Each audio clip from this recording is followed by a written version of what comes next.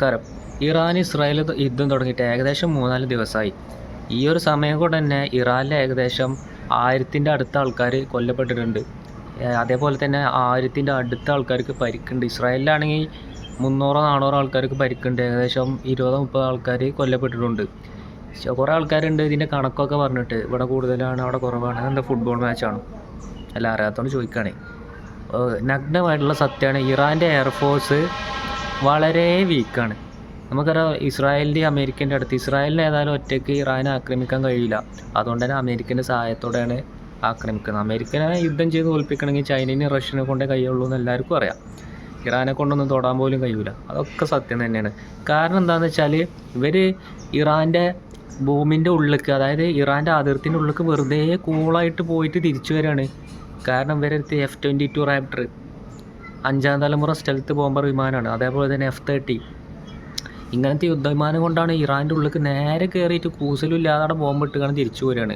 റഡാറിൽ പോലും ഡിറ്റക്റ്റ് ചെയ്യാൻ കഴിയുന്നില്ല. കാരണം എന്താ, ഈ വിമാനങ്ങളെ റഡാർ കോട്ടിങ് ഒരു ബ്ലാക്ക് കളറുള്ള വിമാനം F-22 റാപ്റ്ററൊക്കെ 5th generation aircraft radar തരംഗങ്ങൾ അബ്സോർബ് ചെയ്യും.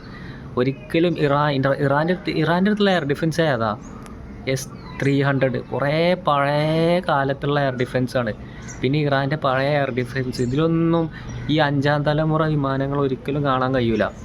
അതുകൊണ്ട് തന്നെ ഈ യുദ്ധം അധികകാലം നീണ്ടുപോകാൻ ചാൻസ് ഇല്ല. കാരണം ഇറാൻ്റെ 70% ഡിഫൻസ് സിസ്റ്റം എന്താക്കിയിട്ടുണ്ട്, തകർക്കപ്പെട്ടിട്ടുണ്ട്. ഇനി ആകെ 25% എയർ ഡിഫൻസ് മാത്രമേ ഉള്ളൂ. എങ്ങനെ ഇറാൻ പിടിച്ചു? ഇറാൻ്റെ എയർഫോഴ്സ് വളരെ വീക്കായി. മിസൈൽ കൊണ്ട് മാത്രം എത്ര നാൾ നിലനിൽക്കും? ഇറാൻ്റെ കയ്യിൽ ഏകദേശം 9000-ഓളം ബാലിസ്റ്റിക് മിസൈലുണ്ട്. ഈ ഒരു സമയം കൊണ്ട് തന്നെ ഏകദേശം 1000-ൻ്റെ മേലെ ഉപയോഗിച്ചിട്ടുണ്ട്. ഈ മിസൈൽ ശേഖരം കൈയോളം മാത്രമേ യുദ്ധം നിലനിൽക്കുള്ളൂ. കാരണം ഇറാൻ്റെ എയർഫോഴ്സ് വളരെ വീക്കാണ്. ഇറാൻ്റെ കയ്യിലുള്ള വിമാനങ്ങൾ ഏതൊക്കെയാണ്? സോവിയറ്റ് യൂണിയൻ്റെ കാലത്തുള്ള F-4, F-7, F-5 ഇതൊക്കെയാണ് ഇറാൻ്റെ വിമാനങ്ങൾ. ഇതൊക്കെ റഡാറിൽ കണ്ടു കഴിഞ്ഞാൽ ഉടനെ തകർക്കാൻ കഴിയുന്ന വിമാനങ്ങളേ ഉള്ളൂ. അത് ഇറാനും അറിയാം, എല്ലാവർക്കും അറിയാം. അതുകൊണ്ടാണ് ഒരിക്കലും ഇറാന് ഒരു വ്യോമ ആക്രമണത്തിന് പറ്റാത്തത്. കാരണം ഓരോരുത്തർ സാധനങ്ങളില്ല. അമേരിക്ക ധൈര്യമായിട്ട് ഇറാൻ്റെ ഉള്ളിൽ കയറാനുള്ള കാരണം എന്താ? ഇവർക്കൊക്കെ അറിയാം ഇവരടുത്ത് യുദ്ധവിമാനം കാര്യങ്ങളൊന്നുമില്ല. യുദ്ധവിമാനങ്ങളില്ല എന്നുണ്ടെങ്കിൽ പിന്നെ ഒരിക്കലും ഒരു യുദ്ധം ജയിക്കാൻ സാധിക്കില്ല. പിന്നെ പിടിച്ച് നിൽക്കുക. ഇറാൻ്റെ പോരാട്ട വീരം സമ്മതിച്ചു കൊടുത്തേ മതിയാവും. വേറെ ഏത് രാജ്യങ്ങളെടുത്താലും ഇത്ര പോരാട്ട വീരം ഉണ്ടാവില്ല. കാരണം എന്താ, ഒരു മിസൈൽ കൊണ്ട് മാത്രമാണ് ഇറാൻ പിടിച്ചിരിക്കുന്നത്.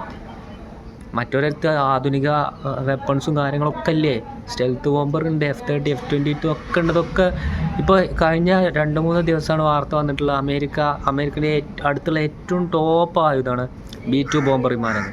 B-2 ഒരു രാജ്യത്ത് വന്ന് തിരിച്ചു പോയാൽ പോലും ആരും അറിയാൻ പോകുന്നില്ല. അമ്മാതിരി റഡാർ തരങ്ങൾ അബ്സോർബ് ചെയ്യുന്ന ഒരു സ്റ്റെൽത്ത് ബോംബറാണ്. അത് ഇറാനിൽ വന്ന് ബോംബിട്ട് പോയി. പക്ഷെ എന്നിട്ട് ഇറാൻ പിടിച്ചിരിക്കില്ലേ? അതൊരു പോരാട്ട വീര്യം തന്നെയാണ്, ഒരു സംശയമില്ല. കാരണം സാമ്രാജ്യത്തെ അടിച്ചമർത്തപ്പെടുമ്പോൾ ഇതേപോലുള്ള ആൾക്കാർ അതിനെതിരെ ശബ്ദിക്കുക എന്ന് പറഞ്ഞാൽ അത് ഇറാൻ്റെ ഒരു പോരാട്ട വീര്യം തന്നെയാണ്. വേറെ ഏതെങ്കിലും ഇപ്പോൾ രാജ്യങ്ങളാണെങ്കിൽ ഇങ്ങനെ പിടിച്ചു വെക്കില്ല.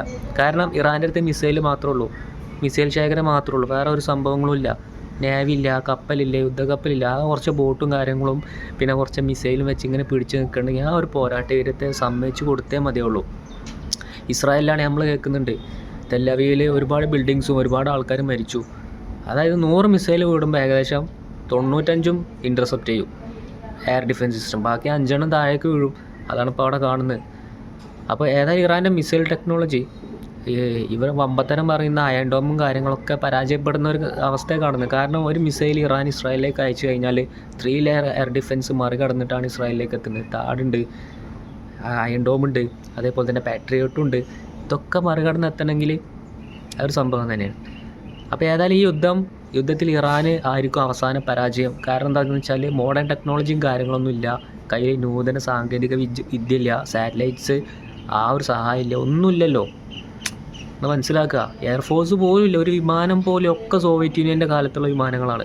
അല്ലാതെ ഇറാൻ്റെ അടുത്ത് ഒരു 3ാം തലമുറ വിമാനം പോലും ഇല്ല. ഒക്കെ പഴയ 40-50 കൊല്ലം മുമ്പത്തുള്ള യുദ്ധവിമാനങ്ങൾ. അതുകൊണ്ട് ഇപ്പോൾ എന്താക്കാനാണ്? അത് അന്ന് പൊങ്ങുമ്പോൾ തന്നെ അത് ബോംബിട്ട് തകർക്കാനുള്ള ഒരു ടൈപ്പ്, അതായത് കഴിയില്ല. കാരണം നമുക്കറിയാം ഇന്ത്യൻ എയർഫോഴ്സിൽ ഒരുപാട് ആക്സിഡൻറ്റ്സ് ഉണ്ടായാലും ഒരു MiG വിമാനങ്ങളൊക്കെ അല്ലേ, ലാസ്റ്റ് അത് റിട്ടയർഡായി.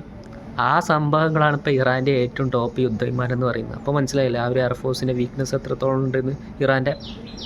അപ്പോൾ അതുകൊണ്ട് തന്നെ അമേരിക്ക പോലെ ഇഷ്ടത്തിന് ഈ B-2 ബോംബറും മറ്റേ മറിച്ചതൊക്കെ വെച്ചിട്ട് സ്റ്റെൽത്ത് ബോംബറൊക്കെ വെച്ചിട്ട് അവിടെ ബോംബിട്ട് ഒരു പരിപാടി അയച്ച് ഒരു പോവും. പക്ഷേ ഇറാൻ ഈ ഗൾഫിലേക്കാണ് വരുന്നത്. ഗൾഫിലേക്ക് വിടുന്ന 100 മിസൈൽ 90 ഇൻ്റർസെപ്റ്റ് ചെയ്യുന്നുണ്ട്, 95 ഇൻ്റർസെപ്റ്റ് ചെയ്യുന്നുണ്ട്. പിന്നെ 1-2 താഴേക്ക് വീഴുന്നുണ്ടോ എന്ന് എനിക്കറിയില്ല, വാർത്തയിൽ കാണുന്നത്. പക്ഷെ അധികവും ഇൻ്റർസെപ്റ്റ് ചെയ്യാണ്. ഇപ്പം മിസൈൽ കയ്യോളം ഇങ്ങനെ വിട്ടുകൊണ്ട് നിൽക്കും. അതിൻ്റെ അവസാനം ഇങ്ങനെ വരുള്ളൂ, ഇറാൻ അത് കീഴടങ്ങേണ്ടി വരും. സത്യം അതാണ്. കാരണം ടെക്നോളജിൻ്റെ മുമ്പിൽ പിടിച്ച് നിൽക്കാൻ ഇറാനെ കൊണ്ട് കഴിയില്ല. പക്ഷേ ആ പോരാട്ട വീര്യം അത് സമ്മതിച്ചു കൊടുത്തേ മതിയാവും. ഓക്കെ.